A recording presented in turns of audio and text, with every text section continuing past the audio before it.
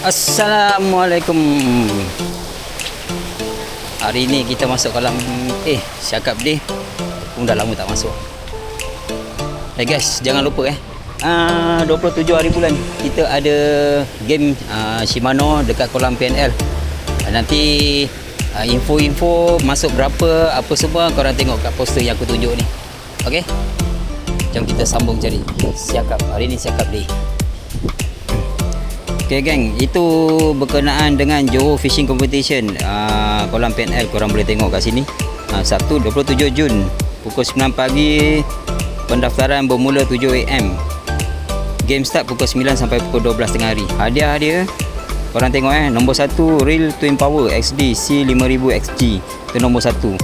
Nombor 2 Rode Reel, lepas tu sampai nombor 9 Rode Bantam 172 mH.